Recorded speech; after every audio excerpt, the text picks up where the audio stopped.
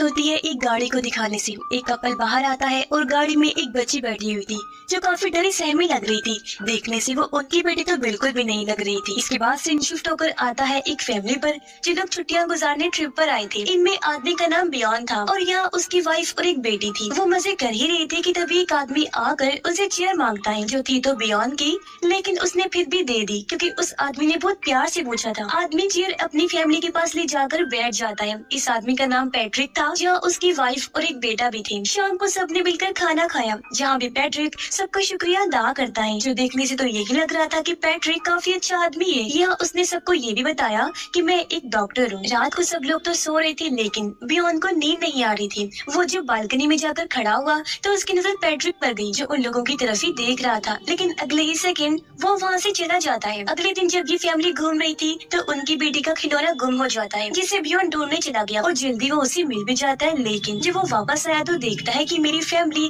Patrick की family से बात कर रही है। पैट्रिक की वाइफ भी उसकी तरह काफी अच्छी सी इन लोगों से बात करती है। करें बात उनके बेटे की, वो एकदम खामोश था। उसके चेहरे पर उदासी भी थी जो देखने से ये बिल्कुल भी नहीं लग रहा था कि वो छुट्टियां मनाने आया है। पैट्रिक दोनों हस्बैंड वाइफ की तारीफ करता है और ऐसी दोनों फैमिलीज एक साथ घुल मिल गई जिस वजह से वो साथ खाना खाते हैं। पैट्रिक की वाइफ उन लोगों को अपने घर आने की दावत देती है। तभी इनका खाना भी आ जाता है। पता चला कि वैसे तो बियॉन की वाइफ सब्जियां खाती है, वेजिटेरियन है, लेकिन कभी कभी फिश भी खा लेती है। आज वो इनके साथ थी तो उसे फिश खानी थी जिस वजह से पैट्रिक उसकी फिर से तारीफ करता है। सब लोग बहुत खुश थे लेकिन पैट्रिक का बेटा तो अजीब तरीके से नूडल्स खा रहा था जैसे न जाने वो कितना भूखा हो। एक साथ अच्छा टाइम गुजारने के बाद दोनों फैमिलीज अपने अपने घर चली गयी। एक दिन बियॉन के पास पैट्रिक की मेल आई। उसने दोनों फैमिलीज की तस्वीर के साथ साथ उन्हें अपने घर आने का इनविटेशन दिया था कि आप लोग हमारे घर रहने आ जाएं। इसे दोनों हस्बैंड वाइफ काफी खुश हुए और कहते हैं कि कितनी अच्छी फैमिली है, पर अभी तक ये बात पक्की नहीं हुई थी कि ये लोग जाएंगे भी या नहीं। इन लोगों के घर मेहमान आए जिनसे भी उन्होंने इस बात का जिक्र कर दिया तो वो मेहमान कहते हैं कि आप लोगों को लाजमी जाना चाहिए, वो इतने प्यार से बुला रहे हैं। ये बात सुनकर दोनों की परेशानी दूर हुई और अब ये पक्का इरादा बना लेते हैं कि हम जरूर जाएंगे। फिर छुट्टी वाले दिन ये अपने सफर पर निकल गई। 7 घंटे का सफर तय करने के बाद ये पैट्रिक के घर पहुंची जो दूर दराज इलाके में था और था भी बहुत छोटा, काफी तंग सा। खैर इनका काफी अच्छे से वेलकम किया गया।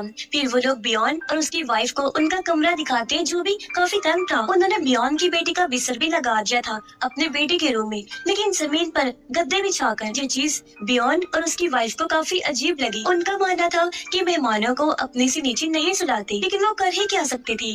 उनका बेटा अब भी खामोश बैठा हुआ था, वो उनसे कोई बात भी नहीं करता। रात को पैट्रिक मीट गोश्त बनाता है और चखने के लिए सबसे पहले बियॉन की वाइफ को देता है, ये जानते हुए भी कि वो सब्जियां खाती है, गोश्त नहीं। तब वो भी मना नहीं कर पाती क्योंकि वो इनके घर मेहमान बनकर आए हैं और इन्हें उनकी बात माननी होगी। बियॉन की वाइफ जिद करने पर गोश्त खा लेती है जबकि वो लोग बियॉन से कचरा भी फेंकवाते हैं। सामने बने शेड में जब बियॉन झांक रहा था तो तभी उसके पास पैट्रिक का बेटा एबल आया जो अपना मुंह खोलकर दिखाता है कि मेरी जुबान नहीं है, इसी वजह से मैं बोलता नहीं हूँ। पर तभी पैट्रिक ने उसे आवाज दे दी और एबल वहाँ से भाग गया। रात को ये चारों बैठकर बातें कर रहे थे और एबल जोर जोर से रो रहा था, लेकिन उसके माँ बाप को कोई फर्क ही नहीं पड़ रहा था। वो कहते हैं कि एबल की जुबान नहीं है इसलिए वो अक्सर ऐसे रोता रहता है। तभी बियॉन की बेटी भी यहाँ पर आ गई और ये तीनों बहुत मुश्किल से तंग होकर वहीं सो जाते हैं। अगले दिन वो सब घूमने गए। बियॉन की बेटी खेलते हुए स्लाइड नहीं कर पा रही थी क्योंकि नीचे पैट्रिक का बेटा बैठा हुआ था जो हट नहीं रहा था। ये देखकर पैट्रिक अपने बेटे को काफी बुरी तरह डांटता है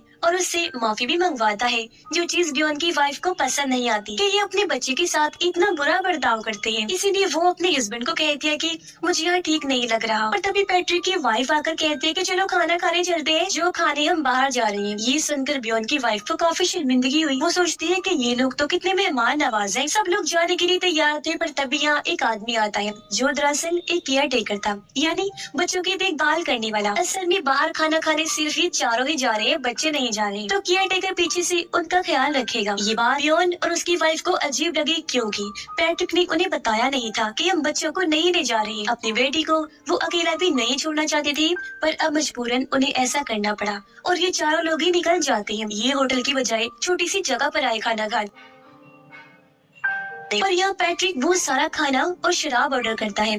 खाने को देखकर वो दोनों बहुत खुश हो गई कि चलो अच्छी मेहमान नवाजी हो रही है। ढेर सारा खाना खाने और शराब पीने के बाद पैट्रिक और उसकी वाइफ को नशा हो जाता है और वो दोनों डांस करने लगते हैं। खूब मौज मस्ती करने के बाद अब बारी आई थी बिल देने की, जो पैट्रिक दिलवाता है बियॉन से, जो चीज हद से ज्यादा ही अजीब थी क्योंकि एक तो मेहमान भी यही थे और इन्हें बाहर चलने का भी कहा था पैट्रिक की वाइफ ने, और अब बिल भी इन्हीं लोगों से दिलवाया जा रहा है। बियॉन और उसकी वाइफ की इन दोनों के बारे में सारी सोच ही बदल गई। वो सोचते हैं कि इन लोगों ने इतना सारा खाना ऑर्डर कर दिया लेकिन हमने कम खाया, सिर्फ उनकी इज्जत के बारे में सोचा। लेकिन उन लोगों ने क्या किया, खाना भी खूब खाया और बिल भी हमसे दिया, यानी उन्होंने कहीं से भी हमारी इज्जत नहीं रखी। उन्हें ये चीज एक धोखे फ्रॉड जैसी लग रही थी, पर अब बेचारी हंसने के अलावा और कुछ नहीं कर सकती थी। पैट्रिक काफी तेज आवाज में म्यूजिक लगा देता है। बियॉन उसी आवाज हल्की करने को कहता है पर पैट्रिक ने नहीं सुना। इस वजह से बियॉन की वाइफ को गुस्सा आ गया और वो गुस्से में म्यूजिक बंद करने को कहती है, लेकिन फिर भी पैट्रिक और उसकी वाइफ को कोई फर्क नहीं पड़ रहा था और वो अपनी मौज मस्ती में ही लगे रहे थे। घर आकर ये लोग देखते हैं कि हमारी बेटी जमीन पर सोई हुई है, यानी आज तो उन्होंने हर तरह से इन्हें बेइज्जत कर दिया। बियॉन की वाइफ जब नहा रही थी तो कोई अंदर आ जाता है। ये था पैट्रिक जो उसके काफी करीब आकर फिर वापस चला जाता है। उसकी इस हरकत पर बियॉन की वाइफ काफी घबरा गई। वो कपड़े पहनकर जल्दी से बियॉन के पास आ गई लेकिन इस बारे में उसे कुछ बताती नहीं। दोनों हस्बैंड वाइफ एक साथ टाइम गुजार रहे थे कि तभी इनकी बेटी आकर कहती है कि मुझे आप लोगों के साथ सोना है, लेकिन वो बिजी थे तो उसकी बात नहीं सुनते और चुपचाप ये चीज पैट्रिक देख लेता है। आधी रात को जब बियॉन की वाइफ की नींद खुली तो वो अपनी बेटी को चेक करने जाती है जो अपनी जगह पर नहीं थी। उसने जब पैट्रिक के रूम में जाकर देखा तो वो बिना कपड़ों के सोया हुआ था और उन्होंने बीच में इनकी बेटी को सुलाया हुआ था। ये चीज बियॉन की वाइफ को हद से ज्यादा बुरी लगी। वो अपनी बेटी को फौरन उठाकर बियॉन के पास आई।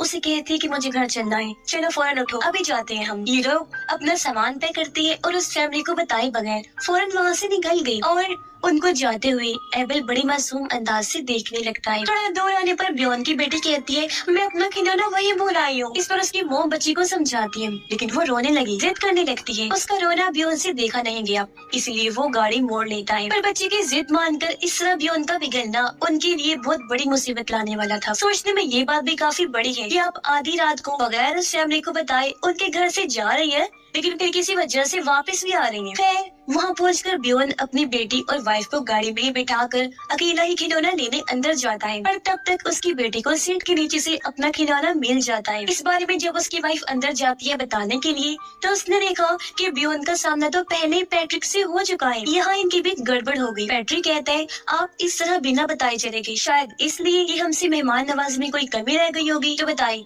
क्या कमी रह गई थी जो आप लोगों ने इस तरह किया हमारे साथ। तब यहाँ बियॉन ने तो कुछ नहीं बोला लेकिन उसकी वाइफ वो सब कुछ बोल देती है जो कुछ भी उससे बुरा लगा। वो कहती है कि ये जानते हुए भी कि मैं वेजिटेरियन हूँ, सब्जियां खाती हूँ, मुझे जबरदस्ती मीट खिलाया गया क्यों, और हमें जो कमरा दिया गया वो तंग है, बेड भी छोटा सा, हमारी बेटी को जमीन पर सुलाया गया, बिल हमसे दिलवाया उस रात, तुम्हारा इतना अजीब रवैया क्या था वो सब। तब अपनी सफाई में वो कहती है कि हमें याद ही नहीं रहा कि तुम एक वेजिटेरियन हो और अगर हमने मीट खिलाया तो जबरदस्ती तो नहीं की गई थी ना तुम्हारे साथ, तुमने अपनी मर्जी से खाया है, तुम्हें बता देना चाहिए था, तुम शर्मा शर्मी में रही और बताया नहीं हमें। और रही बात की आप लोगों को छोटा कमरा दिया तो आप लोग खुद ही देख लो, हमारा तो पूरा घर ही छोटा है और हम आप लोगों को बड़ा रूम कैसे देते। बड़ा घर लेने के लिए हमारे पास पैसे नहीं है, हमारी इतनी हैसियत नहीं है। यहाँ रहकर ही हमसे जो कुछ हुआ वो हमने अच्छे से अच्छा करने की कोशिश की और आपकी बेटी को नीचे सुनाने का मकसद था दोनों बच्चों को साथ रखना ताकि हमारा बेटा भी उसके साथ घुल मिल जाता।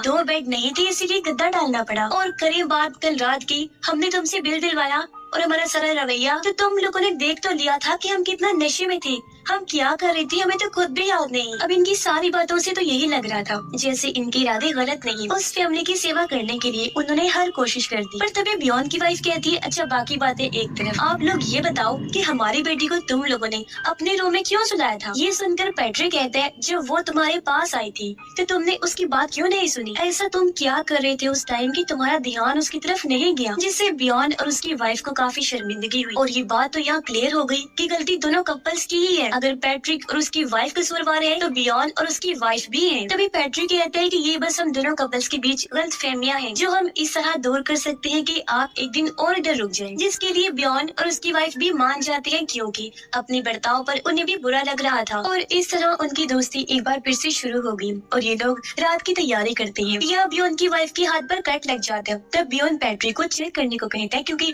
वो एक डॉक्टर जो था। तब पैट्रिक बताता है कि मैं डॉक्टर नहीं, मैं तो सिर्फ झूठ बोल रहा था, बल्कि मैं तो कोई काम करता ही नहीं। ये सुनकर दोनों को बहुत अजीब लगा क्योंकि एक बार फिर उनके साथ धोखा हो गया, लेकिन सिर्फ झूठी मुस्कुराहट दिखाने के अलावा वो कुछ नहीं कर सकती थी। बियॉन की वाइफ नोटिस करती है कि पैट्रिक की वाइफ हमारी बेटी के साथ ज्यादा ही घुल मिल रही है, जबकि अपने बच्चे की उसे परवाह भी नहीं थी। और जब ये लोग खाना खाते हैं तब भी वो इनकी बेटी से ज्यादा ही फ्री हो रही थी, जबकि उसका अपना बेटा दूर बैठा हुआ था। और ये चीज बियॉन की वाइफ को अच्छी नहीं लगती और ये बात उसने पैट्रिक की वाइफ को कह भी दी कि मेरी बेटी को इतना मत समझाओ। अब दोनों बच्चे डांस कर रहे थे, लेकिन पैट्रिक का बेटा हालांकि ठीक से डांस नहीं कर रहा था, लेकिन वो आज पहली बार खुश था, एंजॉय कर रहा था। तब पैट्रिक उसे कहता है कि ठीक से डांस करो। 2-3 बार कहने पर जब उसने ठीक से डांस नहीं किया तो पैट्रिक ने पहले उसे काफी डांटा, फिर उसका मुंह भींचकर कहने लगा कि ठीक करो, जिससे बियॉन की फैमिली भी घबरा गई। अब वो बच्चा था, डांस ठीक नहीं हो पाया उसे। तो इस बार पैट्रिक को इतना गुस्सा आया कि उसने कप ही फेंक के तोड़ दिया। ये चीज उस फैमिली को बहुत बुरी लगी कि वो अपने बच्चे के साथ कितना बुरा बर्ताव कर रहा है, उसे एंजॉय ही नहीं करने दे रहा, जिससे एबल रोने लगा। लेकिन उसकी मॉम या डैड में से ना तो उसे कोई चुप करवा रहा था और ना ही उसका मूड ठीक करने की कोशिश की गई, बल्कि अभी भी वो उसे डांस करने पर ही मजबूर कर रहे थे। ये चीज अब उस फैमिली से देखी नहीं जा रही थी। बियॉन खड़ा हुआ, वो कहते हैं बस करो पैट्रिक, वो बच्चा है, तुम क्यों उसे इतना मजबूर कर रहे हो। लेकिन इस चीज से उसे कोई फर्क नहीं पड़ा, वो फिर भी उसे नाचने का कह रहा था। ये चीज अब बियॉन की वाइफ को इतनी बुरी लगी कि वो गुस्से में उठकर वहाँ से बाहर आ जाती है। रात को सब सो रहे थे, लेकिन बियॉन को नींद नहीं आ रही थी क्योंकि एबल अभी भी रो रहा था। तब पैट्रिक उसे मारने गया ताकि वो चुप कर सके। काफी तेज टीवी चल रहा था जिसे बियॉन बंद करने आया, लेकिन तभी उसकी नजर सामने शर्ट पर गई जिसका दरवाजा खुला हुआ था। बियॉन जब चेक करने गया तो ये देखकर उसकी आंखें खुली रह गयी कि वहाँ तो बहुत सारे लोगों का सामान पड़ा हुआ है और दीवारों पर ऐसी सैकड़ों तस्वीरें लगी हुई थी जैसी पैट्रिक ने बियॉन को सेंड की थी, जिसका मतलब साफ था कि यही इनका काम है। ये छुट्टियों पर फैमिली से मिलकर बातचीत बढ़ाते हैं और फिर उन्हें अपने घर में बुलाते हैं। जिसके साथ वो करते क्या होंगे ये तो हम जान ही लेंगे, पर ये अपने जैसी फैमिली को चुनते हैं जिनमें हस्बैंड वाइफ और सिर्फ एक बच्चा होता है, क्योंकि इनके लिए बच्चा सबसे जरूरी है। वहाँ पर हम एबल की तस्वीर भी देखते हैं जब वो अपने असली मॉम डैड के साथ था और तब पैट्रिक और उसकी वाइफ के पास कोई और बच्ची थी, जिससे हम समझ पाए कि ये फैमिली में से मॉम डैड को तो मार देते हैं जबकि उनके बच्चे को अपने पास ही रख लेते हैं और वो बच्चा तब तक इनके पास रहता है जब तक इन्हें अगला शिकार, अगला नया बच्चा नहीं मिल जाता। और जब नई फैमिली शिकार के तौर पर मिल जाती है तो ये उस पिछले बच्चे को भी मार देते हैं। ये सारी बात पता चली हमें उन तस्वीरों में मौजूद बच्चों से जो अपनी फैमिलीज के साथ तो बहुत खुश थे, लेकिन इनके पास आते ही उनकी सारी खुशी मिट जाती है। और हाँ, एक और बात, एबल की जुबान भी इन्होंने ही काटी थी, न कि वो ऐसे पैदा हुआ था। और ये हर बच्चे के साथ ही ऐसा करते थे। जो सब देखकर बियॉन काफी घबरा गया। वो जल्दी से बाहर आया, सोचता है कि अब मैं अपनी फैमिली और एबल को बचाकर यहाँ से ले जाऊंगा। पर अफसोस, एबल बेचारे को तो कब से मार दिया था पैट्रिक ने, क्योंकि उसकी लाश पानी में तैर रही थी, यानी अगला टारगेट इनकी बच्ची थी। और यहाँ मैं आपको एबल से जुड़ी कुछ बातें बता देती हूँ। अब जब पहली बार हमने एबल को देखा था तो ये लग रहा था जैसे बच्चा बोलता नहीं, पर वो बेचारा तो उस टाइम अपने मॉम डैड से बिछड़ने के दुख में था और इतने अजीब तरीके से वो नूडल्स इसलिए खा रहा था क्योंकि तब से पहले उसने वो नहीं खाई थी। वो किसी और मुल्क से था जहाँ नूडल्स नहीं होते। उस बेचारे को चुपचाप खाने पड़े क्योंकि वो नखरे नहीं कर सकता था और ना ही उसके असली माँ बाप थी जो नखरे उठाते और उसके साथ बहुत बुरा बर्ताव किया जाता, जो हम देख ही चुके हैं। और उसने भी उनको अपनी कटी हुई जुबान इसलिए दिखाई थी क्योंकि वो हालांकि छोटा सा बच्चा था, लेकिन उनकी मदद करना चाहता था ताकि वो लोग भाग जाए, पर वो नहीं समझे। और अक्सर एबल इसलिए रोता था क्योंकि तब वो अपने माँ बाप को याद किया करता होगा। और उस दिन झूले से वो इसलिए नहीं हटा क्योंकि उसे इंग्लिश नहीं आती, तो वो समझा ही नहीं कि ये क्या कह रहे हैं। और उस दिन जब उस फैमिली को जाता हुआ देख रहा था तो वो उदास इसलिए हुआ क्योंकि वो अपनी आखिरी उम्मीद को जाता हुआ देख रहा था, जो चीज काफी दुखी है। और उस रात को जब पैट्रिक से उसका रोना बर्दाश्त नहीं हुआ तो उसने एबल को जान से मार दिया। हालांकि उस दिन वो पहली बार खुश था, पर वो खुशी वाला दिन पैट्रिक ने उसकी जिंदगी का आखिरी दिन बना दिया। अब बियॉन को कैसे भी करके अपनी फैमिली को बचाना था, इसलिए वो वाइफ और बेटी को लेकर निकल गया। वो कांपते हुए गाड़ी चला रहा था, साथ ही पूरी बात उसने अपनी वाइफ को नहीं बताई कि वो डर ना जाए। अब तभी एक गाड़ी उनका पीछे करने लग गई, जो और कोई नहीं बल्कि पैट्रिक था। अब जब इन्हें एहसास हुआ कि वो हमारा पीछा कर रहा है तो बियोन ने गाड़ी रोड से उतारकर दूसरे रास्ते पर चढ़ा दी, लेकिन रास्ता खराब था इसलिए इनकी गाड़ी फंस गई। मुसीबत की बात कि यहाँ सिग्नल्स भी नहीं आ रहे थे। बियोन को सामने एक घर दिखाई दिया जहाँ वो मदद लेने चला जाता है, जबकि पैट्रिक छुपकर इन पर नजर रखे हुए था। बियोन उस घर तक पहुँच तो गया लेकिन वहाँ कोई था नहीं, इसलिए वो वापस आ जाता है। पर गाड़ी में कोई नहीं था क्योंकि पैट्रिक उन्हें ले जा चुका था अपनी बेटी के खिलौने को हाथ में लेकर। बियोन रो ही रहा था कि तभी वहाँ पैट्रिक गाड़ी लेकर आ जाता है जिसमें उसकी फैमिली और बियोन की फैमिली थी, जो अभी भी हकीकत से अनजान थी कि आखिर यहाँ पर हो क्या रहा है। बियोन मजबूर था, वो पैट्रिक के कहने पर गाड़ी में बैठ जाते हैं, पर उसे अब पता था कि हमारे साथ क्या होने वाला है। उनकी बेटे को छीन लिया जाएगा, इन्हें मार दिया जाएगा और ये कुछ नहीं कर पाएगा। फिर पैट्रिक उन्हें एक सुनसान जगह पर लेकर गया जहाँ पैट्रिक उनकी एक नहीं सुन रहा था। यहाँ उनका केयर टेकर भी आ गया। पैट्रिक बियोन को मार रहा था जिससे उसकी वाइफ समझ गई कि मामला बहुत खराब है और वो लोग अब उनकी बेटे की जुबान भी काट देते हैं कैंची से और केयर टेकर भी उनकी वाइफ को पकड़ लेता है। बियोन ये सब देखकर सुन पड़ जाता है क्योंकि उसे सोचकर तकलीफ महसूस हो रही थी कि अब हमारे बच्चे को भी वही सब बर्दाश्त करना पड़ेगा जो एबल कर रहा था। उसकी भी मदद कोई नहीं कर सकेगा, वो जुल्म बर्दाश्त करेगी और एक दिन मर जाएगी। लेकिन अभी तो इनकी जान को भी खतरा था क्योंकि पहले मरने का नंबर इनका लगने वाला था। पैट्रिक उन्हें एक जगह पर लेकर आया जहाँ उनकी सुनने वाला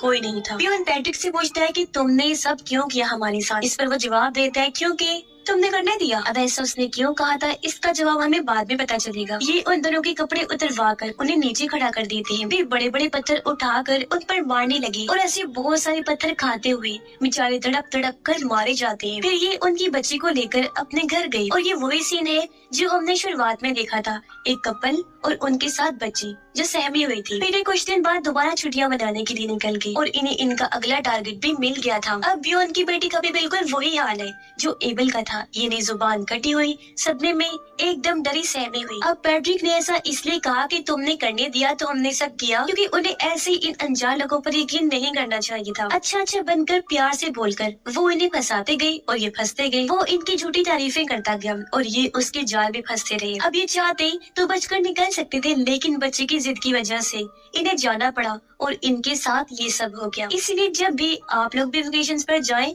तो अनजान लोगों पर यकीन ना करें क्योंकि कुछ भी हो सकता है। क्या पता वहाँ भी कोई पैट्रिक और उसकी वाइफ जैसे खतरनाक लोग। तो हमेशा अलर्ट रहिए और अपने बच्चों की भी हर जिद पूरी नहीं करनी चाहिए क्योंकि इसके अंजाम भी अक्सर बहुत बुरे होते हैं। इसके साथ ही ये फिल्म, ये कहानी भी इधर ही खत्म हो जाती है।